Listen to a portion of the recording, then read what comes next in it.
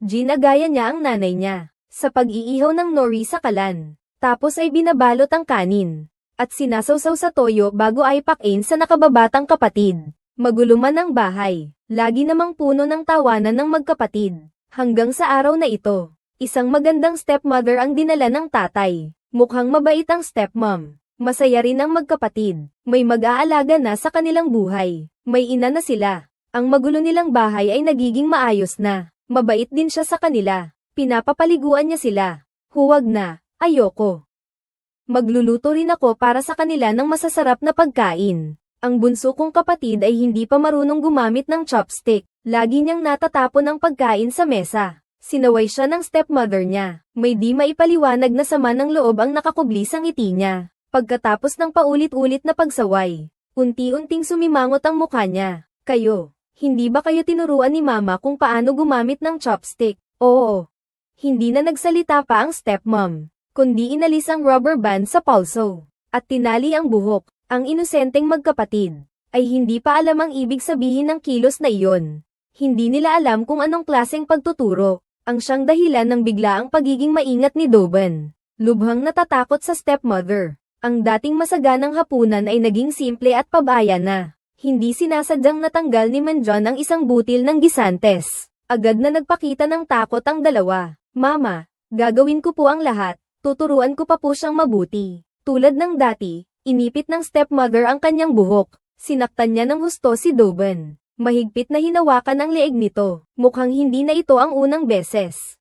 Ang dating masayahin at aktibong si Doban ay naging malungkot at tahimik dahil sa pang-aabuso ng kanyang stepmother. Sa paaralan, madalas turuan ng mga guro ang mga bata na lumapit sa pulis kung may problema sila. Kaya't pumunta si Doban sa istasyon ng pulisya para magsumbong. Pero hindi pinaniwalaan ng mga pulis ang sinabi ng bata. Binatukan lang naman ako ng nanay ko kaya nagsumbong ako. Ang mga bata ngayon, nakakatakot. Ang dalawang ito ay mga social worker ng Community Children's Welfare Center. Simple lang na tinanong ng babae si Doban ng ilang mga bagay. Nalulungkot na nagkukwento si Doban. Nagkamali ba talaga ako, Tito? Nagkamali po ba ako? Hindi. Di dahil may masamang nangyari ay dapat kang pumunta rito. Ganito rin ang ginawa ng tito mo noon. Wala kang kasalanan. Ang naging resulta ng lahat ay ang pag-uwi lang din naman ng bata. Ang stepmother sa harap ng mga social worker ay nagkunwaring mabait at mapagmahal. Walang kahit isang bahid ng pagkukunwari. Pagkaalis ng dalawang social worker, mas malakas na bagyo ang naghihintay kay Doban. Mukhang pagod ka na.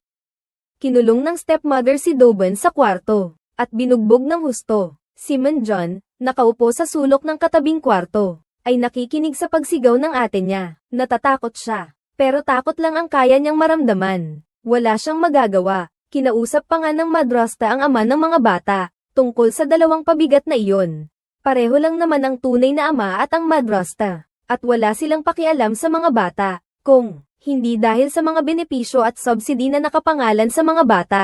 Kanina pa siguro iniwan ng mga ito ang dalawang kawawang bata. Sinubukan humingi ng tulong kay Doban na biktima ng karahasan sa tahanan. Gusto niyang sabihin sa kanyang guro. Napansin din ng guro ang mga sugat sa leeg niya. Pero bago pa man siya makapagsalita, nagmamadaling umalis ang guro dahil may sinasagot na telepono. Paano naman hindi maiintindihan ng guro ang pinagdadaanan ni Doban? Pero hindi niya ito kayang pakialaman. O kaya'y hindi niya dapat pakialaman. Ang magkapatid na paulit-ulit na humingi ng tulong pero nabigo. Naalala nila ang social worker nilang tito na tumulong sa kanila noon. Pumunta sila sa Children's Welfare Center. At espesyal na hinanap si Xingye. Si Xingye ay napilitang sumama sa kanila para maglaro. Tito, sa tingin mo ba nakakaabala kami?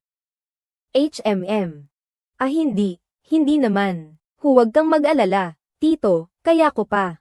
Okay lang. Hindi sinasadya ni Xingye ang pag-alaw niya. Pero automatiko namang umiwas si Duobin. May trauma na siya dahil sa pananakit sa kanya ng stepmother niya. Pinapakain sila ni Xingye ng hamburger. Manghang-mangha ang kapatid niyang si Minjun. Mukhang ngayon lang siya nakakain ng hamburger. Tinuruan siya ni Duobin kung paano kumain ng hamburger.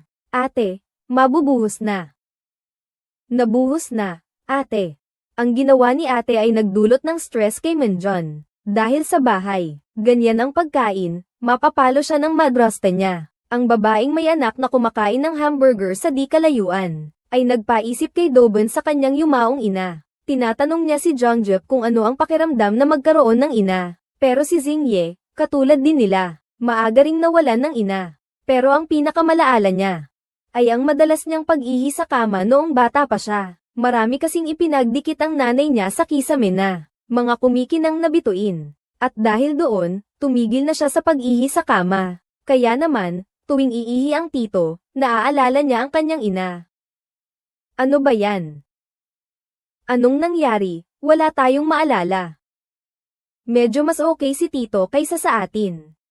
Kaya pala sobrang mabait si tito. Naalala niya si mama tuwing iihi siya. Nung ihatid na namin sila pauwi, gusto talaga ni Manjon ang King Kong na laruan sa kotse ni Jongyop. Kay Jongjep pala yung pamangkin ang may-ari nun. Bigla na lang inagaw ni Dobon kay Manjon ang laruan. At ibinalik sa dati nitong pwesto. Simula nang makilala si Jongjep, parang may nakitang liwanag ang magkapatid sa gitna ng kadiliman. Lagi na silang pumupunta kay Jongjep, may dahilan man o wala. Pero ngayon, gusto nilang humingi ng tulong kay Jongjep para maghanap ng tao. Lahat ng litrato sa bahay. Wala ni isang natira ang larawan ng nanay nila na hindi napunit. Nakalimutan na nila kung ano ang itsura ng nanay nila. Gusto nilang tulungan sila ni Xingye na maghanap ng ibang mga tita sa grupong larawan na ito. Dapat mayroon silang kumpletong litrato para makita na nila ang nanay nila. Sumasakit na ang ulo ni Xingye. Ang paghanap ng tao sa kalye ay parang isang karayom sa dagat. Dinala na lang sila ni Xingye sa zoo. Siguro kapag nakasawa na, hindi na nila iniisip pa ang paghahanap ng tao. Siguro dahil unang beses nilang pumunta sa zoo. Napakasaya ng dalawang ito, at napakatalas din ng kanilang energy. Hindi na sila makasabay ni Xingye. Laging paglingon niya, wala na. Tito, nasaan na yung kamelyo? Wala nang kamelyo. Anong kamelyo? Kamelyong gago. Dahil dito, ang sama na ng loob ni Xingye, at umabot na sa sukdulan ng kagustuhan niyang mag-resign. Galing siya sa kilalang universidad, isang matalinong abogado. Dahil sa kawalan ng maayos na trabaho, lagi na lang siyang nasa bahay, at araw-araw kinukulit ng kanyang ate. Parang napilitan lang siyang magtrabaho sa children's home, at patuloy din siyang nakikipag-ugnayan sa mga kaibigan niya, para maghanap ng bagong oportunidad para sa kanya. Kapag may magandang trabaho, agad siyang lumilipat. Pero ngayon, ang trabaho niya, ay ang samahan ang dalawang batang ito sa paglalaro. Nagmungkahi si Dobon na magpinta sila ng itsura ng nanay nila base sa alaala. Pabayaang si Xingye. Kumuha ng berdeng paintbrush na basta na lang. Ngunit pinagtawanan siya ni Xiao Manjon. Hindi tao to, alien yata to. Si mama ko yan.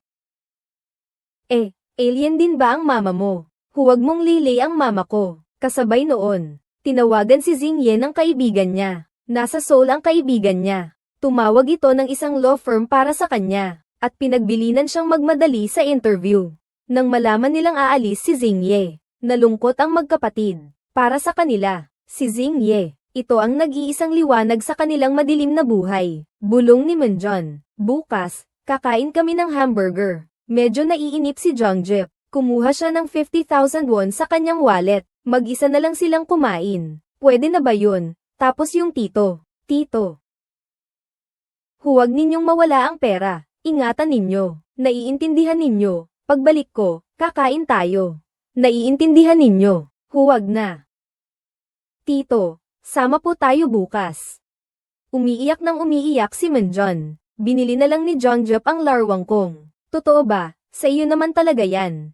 Kunin mo na. Yehey. Sige. Padalos-dalos na pinababa ni Xingye ang mga ito sa sasakyan. Nang magpaalam, kinuha ni Duo Bin ang numero ni Xingye. May kutob siya, na baka balang araw ay mangailangan siya ng tulong ni Xingye. Kinaumagahan, habang dumadaan si Xingye sa isang hamburger shop, nakita niya ang magkapatid na nakatayo sa harap ng bintana. Kusang napapreno siya, pero kahit narinig niya ang busina sa likuran, umalis pa rin siya. Ang interview niya sa Seoul ay naging maayos. Malapit na siyang umakyat sa bagong antas ng kanyang karera. Sa ngayon, mas iniisip niya ang kanyang pinaghirapan at nakuha niyang oportunidad.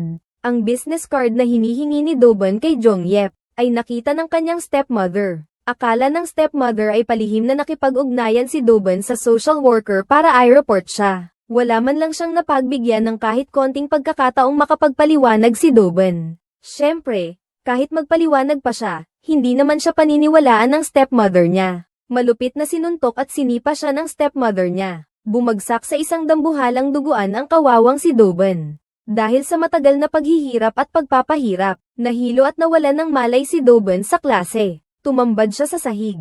May dugo ang kanyang tenga. Si Jong Yep, na abala sa paghahanap ng bagong opisina, ay tumanggap ng tawag. Galing kay Dubin ang pakiusap.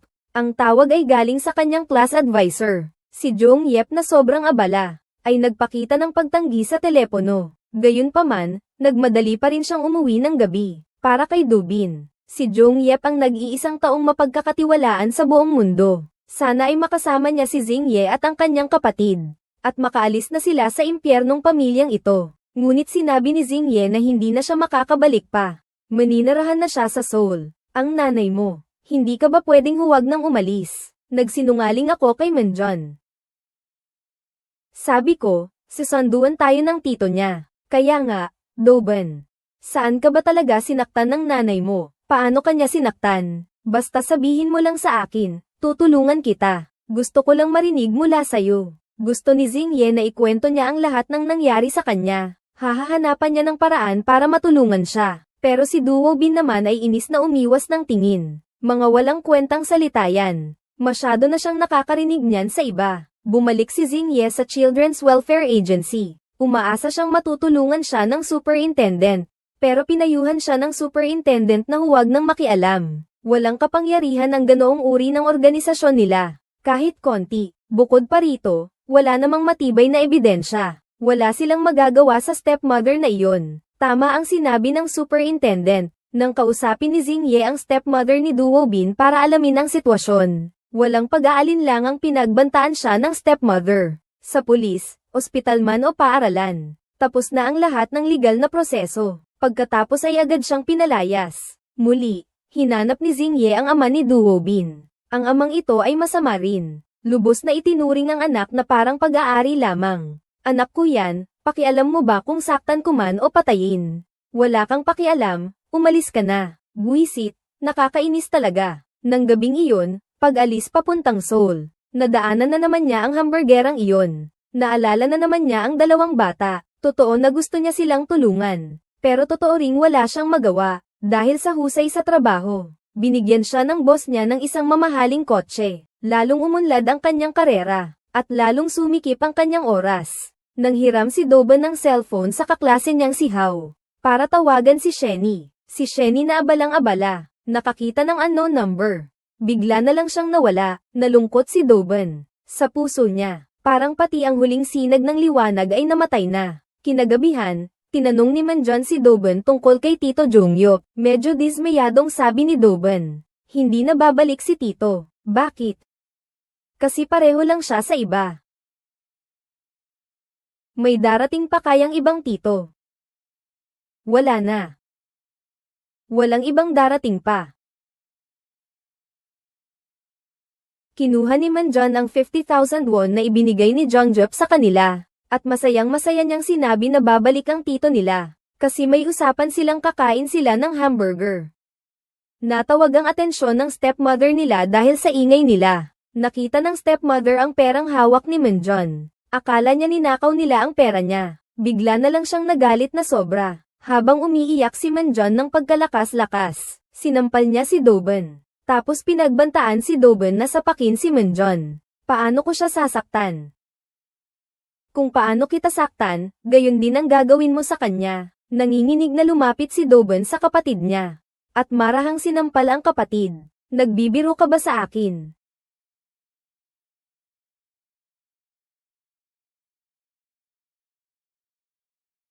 Pasensya na, Ate Manjon. Pero hindi kayang saktan ni Doben ang kapatid. Agad siyang hinailan ng stepmother, at sinuntok-suntok ang bata na parang hayop, na para bang ulan ang mga suntok sa maliit na katawan ng kapatid. Mama, mali po ako. Huwag na po kayong manakit. Mas sumama pa ba ang lagay niya ngayon? Dapat yata kayong pumunta roon para tignan siya. Oy, huwag na nating pakialaman ang problema ng iba. Alagaan na lang natin ang sarili natin. Di ba? Ayan na naman, ayan na naman. Mukhang sanay na ang mga kapitbahay dito, pero ang hindi karaniwan. Ngayong beses, binugbog hanggang sa mamatay ng madrasta ang nakababatang kapatid, si Jeng Yep, na nabalitaan ang masamang balita mula sa guro, dali-daling umuwi, nang malaman niya, na dahil sa 5,000 piso, ay binugbog hanggang sa mamatay si Manjon ng madrasta niya. Puno ng pagsisisi at panghihinayang ang puso ko, kung hindi lang siya umalis noong araw na iyon. Kung tinupad lang niya ang pangako niya kay Manjon. Hindi kaya sana'y hindi nangyari ang trahedyang ito. Tito, hindi po ba kayo kakain kasama namin? Huwag niyong mawawala ang pera, ingatan ninyo. Alam mo na ba? Gusto agawin ni Doben. Kaya sinuntok si Manjon. Ayon sa guro, sinuntok daw ni Doben si Manjon para agawin ang 5,000 piso. Pero alam ni Jongjep, siguradong kasinungalingan lang yan ng stepmother niya. At ganoon nga ang totoo. Pinilit at nilinlang ng stepmother si Doben. Para aminin ni Doben na siya ang pumatay sa kapatid niya. Nang dalhin na ng pulis si Doben, sinaman siya ng stepmother ng tingin. Sumunod si Jongjep, at malakas na tinawag si Doben. Pero nakayuko lang si Doben. At hindi na siya nilinggan pa. Balitang pinatay ng ate ang kapatid na lalaki. Kumalat ang balita sa buong lungsod. Mataas ang loob na nagpunta ang stepmother ni Dobin sa mall para bumili ng mga bagong damit. Sinadya niyang ipakita ang imahe ng isang mabuting asawa at ina. Sa paningin ng publiko, si Woo-yin at si Dobin ay naging isang demonyong pumatay. Kahit na sa paningin ng mga investigador, ay hindi naniniwala na ang batang babae ang pumatay. Pero dahil walang matibay na ebidensya, wala rin silang magawa, kaya sumunod na lang sila sa proseso. Hindi na muling nagtiwala si Doben kanino man. Lahat ng sikreto ay itinago niya sa kanyang puso. Sa kalaliman lamang ng gabi, ay naglakas loob siyang magsalita sa laruan ni Bunso, at ibubulalas ang nasa kanyang puso. Pagkamatay ng kapatid ko, ay inayos na ng stepmother ko ang lahat ng gamit nito. Kasama ang King Kong na iyon, itinapon sa basurahan. Humingi ng tulong si Xingye sa amo niya sa law firm, para sa legal na aksyon. Pero sinabi ng amo niya na tadhana na iyon, at malas ng bata na isinilang sa ganoong pamilya. Wala silang magagawa para baguhin ang tadhana ng iba. Kinilabutan si Xingye sa sinabi. Mariin niyang ibinalik ang Mercedes-Benz na ibinigay ng amo niya, at nangakong sisikapin niyang imbestigahan ang kaso. Pasensya na. Magtatrabaho na ako ng tama.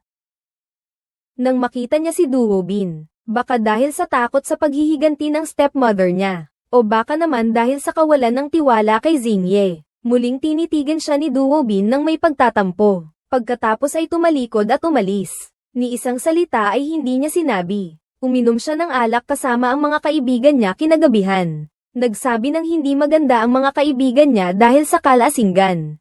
Sinabi nilang mapagkunwari siya at nagpapanggap na mabuting tao. Dahil sa labis na galit at wala nang mapagsabuyan ng sama ng loob, biglang tumalon si Jengay. At nagsuntukan sila ng mga kaibigan niya.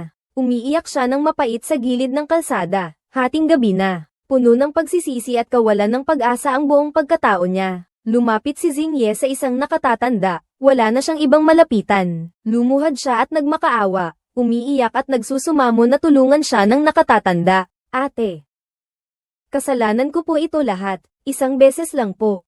Tulungan niyo na po ako, ate.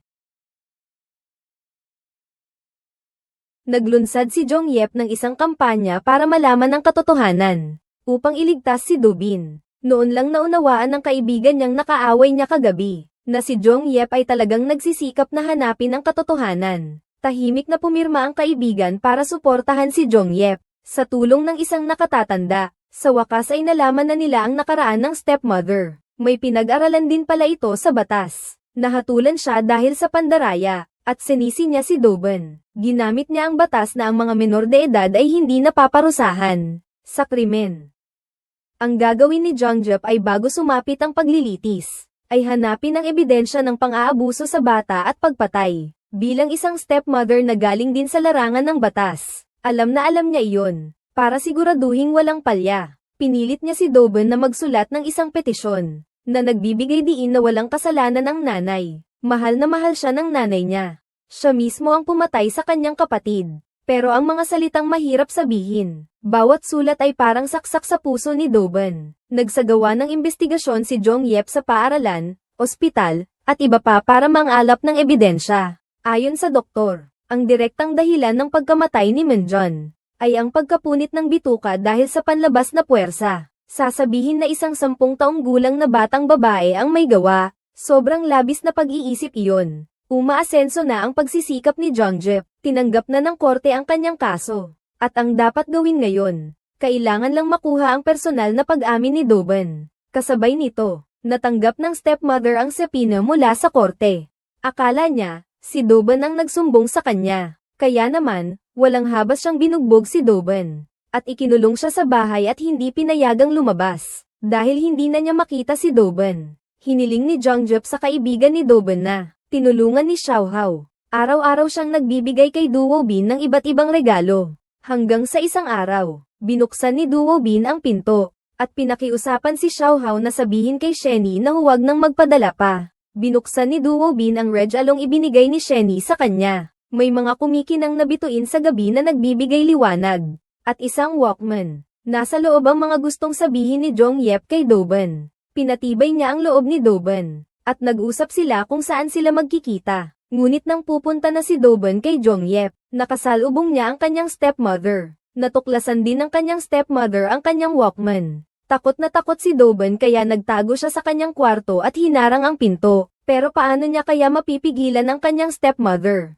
Muli na namang sinaktan ng kanyang stepmother si Doban ng suntok at sipa. Ang pagsigaw ni Doban dahil sa sakit. Narinig ito ni Xiao Hao na naghatid lang ng regalo. Agad na tumawag si Xiao Hao kay Zheng Ye. Si Doban, nabagbog at nakahandusay sa sahig, ay yamakap sa paa ng kanyang stepmother. Pakiusap na pakawalan na siya ng kanyang stepmother. Ngunit ang stepmother, matapos marinig ang recording, ay nagbalak ng patayin si Doban. Iniangat niya ang upuan at akmang ihahagis kay Doban. "Di mamatay ka na ngayon, Doban." Doban. Si Jongyop ang buong puwersang sinira ang kandado ng pinto. Pilit na pumasok, isang liwanag. Ang tumama sa mukha ni Doban na puno ng sugat. Nagulat si Xingye sa ginawa ng madrasta niyang hayop. "Tao ka ba? Hayop ka. Tao ka pa ba?"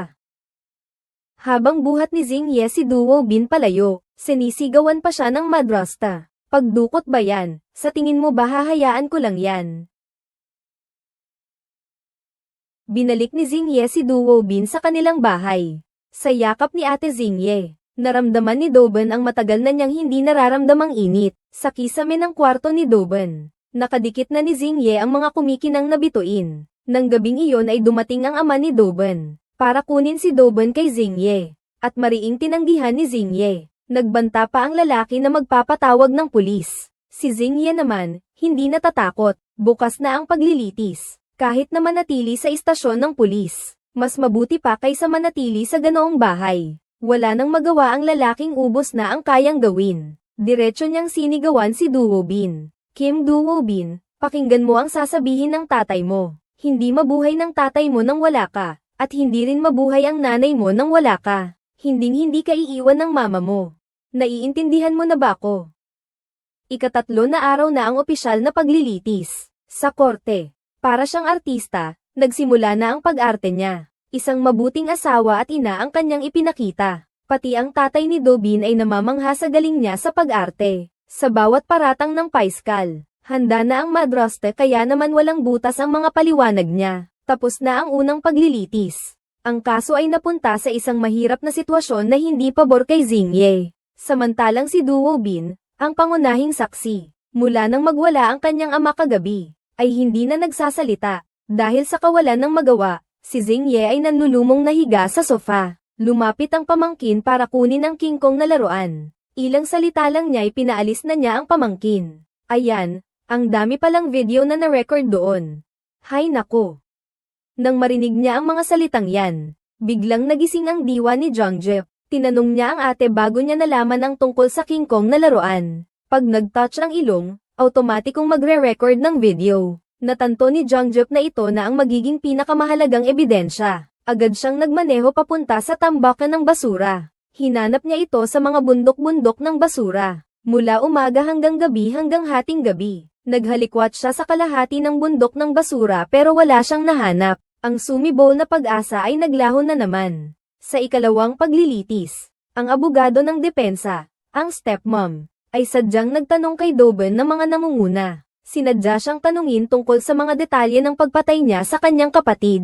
Naalala niya ang masakit na alaala kaya't humagulgol si Doben. Mabuti na lang at hindi na kinaya ng hukom at agad na pinatigil ang paglilitis. Ipagpapaliban muna ang paglilitis. Kung hindi pa rin sisigat si Doben pagkatapos ng pagpapaliban, siya ay paalisin sa korte. Habang nagpapaliban, si Doben ay nanatiling tahimik. Nang inaalaw siya ni Xingye, automatiko siyang umiwas. Sa puso niya, ang lahat ng mga adulto, pati na si Xingye, ay hindi mapagkakatiwalaan. Kung maniniwala siya sa kanila, lalo lang siyang gagantihan ng madrasta niya, at baka mawala pa ang buhay niya. Nang mawalan na ng pag-asa si Zhengye, dumating ang kaibigan ni Doben, si Xiao Hao.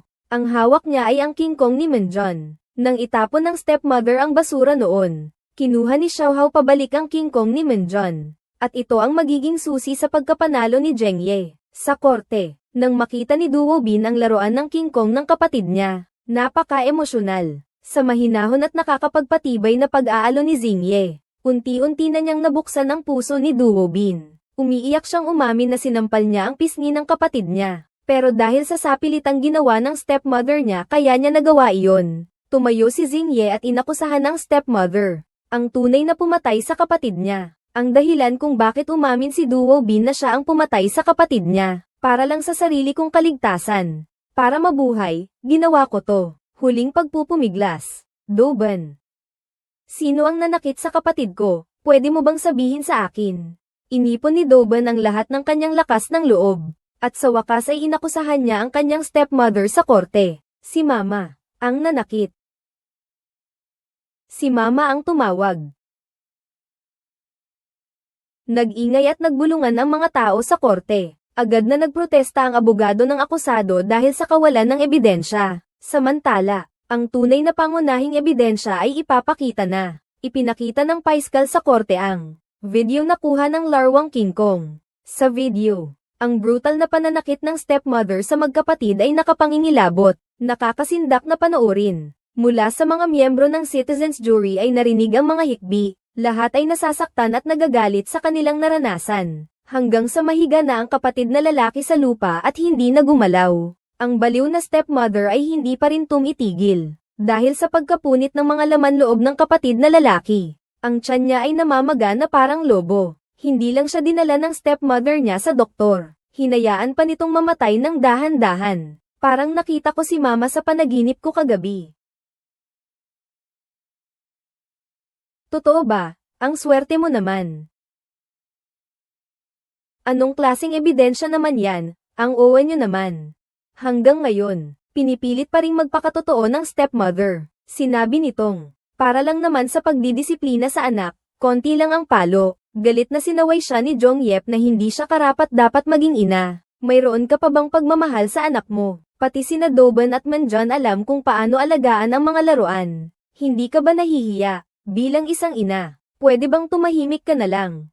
Pinag-uusapan ngayon ng hukom ang pagkatao ng akusado.